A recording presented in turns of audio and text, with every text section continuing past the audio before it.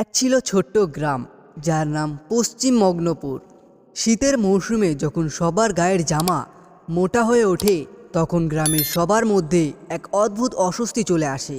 রাতে কুয়াশা জমে, বাতাসের শীতলতা যেন হাড়ের মধ্যে ঢুকে যায়। গ্রামের লোকজনের মতে এই শীতের রাতগুলোতে একটি পুরনো শপথের কথা মনে পড়ে, যা আদিতেই গ্রাম মানুষদের জন্য ছিল এক ভয়ের উৎস। কথাটি গ্রামের খুব প্রচলিত ছিল। প্রতি বছর শীতের প্রথম রাতে এক তরুণী যুবতী তার প্রিয়জনকে এক ভয়ঙ্কর শপথ নিতে বলতো। সে বলতো, তুমি কি আমাকে ছাড়তে পারবে? যদি সে উত্তর দিত না, তাহলে সারা রাত ধরে দুজনের মধ্যে কিছু অদৃশ্য শক্তি তাদের মধ্যে লুকিয়ে থাকা ভয়কে টেনে আনতো। এই ঘটনা শোনার পর কিছু মানুষ বিশ্বাস করতে শুরু করলো এবং শীতের রাতে সেই শপথ নিয়ে ভয়াবহ ঘটনা ঘটেই চলছিল। একটি অন্ধকার নীরব শীতের রাতে হেমন্ত নামের এক তরুণ ছেলে, যিনি শহর থেকে সদ্য গ্রাম ফিরছিল, সে ওই শপথের কথা শুনে কৌতূহলবশত তার বন্ধু রাকেশকে বলল, রাকেশ, তুমিও তো এই গল্প শুনেছ, এই গল্পটা কি সত্যি? রাকেশ ঘাড় কাত করে বলল, হ্যাঁ হেমন্ত, আমি নিজে এটার সাক্ষী ছিলাম। তারপরে রাকেশ আরও বলল, গ্রামে একবার একটা পরিবার ছিল যারা শপথে মগ্ন ছিল।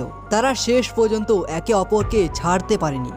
এক রাতে পরিবারের সবাই নিখোঁজ হয়ে গিয়েছিল, শুধু বাকি ছিল তাদের চিহ্ন, তাদের ছিন্ন ভিন্ন চেহারা। তাও কেউ জানে না কি হয়েছিল তাদের সাথে। হেমন্ত অবাক হয়ে বলল, তাহলে কি শপথই তাদের জন্য অশুভ ছিল? রাকেশ তার চোখে ভয় নিয়ে বলল, না না, শপথ না, তবে সেই ভয়ঙ্কর শক্তি যা তাদের মধ্যে লুকিয়েছিল সেইটা হলো আসল কারণ। আর শীতের রাতেই এই শক্তি আবার জেগে ওঠে। কিছুক্ষণ চুপ থাকার পরে হেমন্ত বলে উঠল, তাহলে আমরা একটা কাজ করতে পারি, আজকে রাতেই আমরা সেই শপথটি নেব। রাকেশ হেসে বলল, এই তুমি কি পাগল হয়ে গেছো নাকি? এটা কোনো খেলার জিনিস নয় হেমন্ত। তুমি জানো এই শপথের ফলে অনেকজন নিজের প্রিয় মানুষদেরকে হারিয়েছে। তবে হেমন্ত তার কথা শুনল না। সেই রাতে গ্রামের মধ্যে যখন বাতাস আরো শীতল হয়ে উঠল, তখন রাকেশ আর হেমন্ত সেই শপথ নিতে বেরিয়ে পড়ল।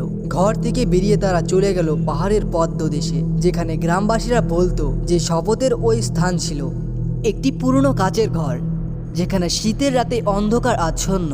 সেখানে তারা দাঁড়িয়ে পড়ল। হেমন্ত একা একা বলল, আমি শপথ নিয়ে বলছি, আমাদের বন্ধুত্ব সারা জীবন এভাবেই টিকিয়ে রাখবো। রাকেশ তার দিকে তাকিয়ে বলল, হ্যাঁ, আমিও শপথ নিচ্ছি। তাদের শপথ নেওয়ার পর যেন বাতাস থমকে গেল। এক অদ্ভুত সাইলেন্স চারপাশে ছড়িয়ে পড়ল। রাকেশ অনুভব করলো যেন তাকে কেউ অনুসরণ করছে। কিছুক্ষণ পর চারপাশে এক অদৃশ্য শক্তির উপস্থিতি অনুভূতি হতে লাগলো। হেমন্তর চোখে আতঙ্ক ছিল। রাকেশ তাড়া করতে করতে বলল, দেখো, কিছু তো একটা হচ্ছে। দেখা গেল রাকেশ আর হেমন্তর মধ্যে একটি অদ্ভুত সম্পর্ক তৈরি হচ্ছে, যেন তাদের শপথের জালে তারা আটকে গিয়েছে।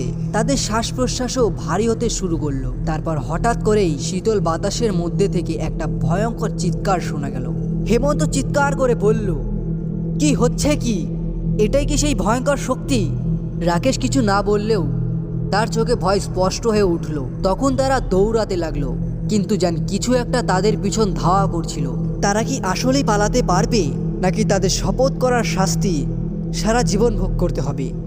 এরপর গ্রামের লোকজন হেমন্ত ও রাকেশের খোঁজ করতে বের হয়, কিন্তু তারা কখনোই ফিরে আসেনি। কেবল শীতের রাতেই সেই পুরনো বাড়ির ভেতর থেকে মাঝে মাঝে তাদের দুজনের গলার আওয়াজ শোনা যায়।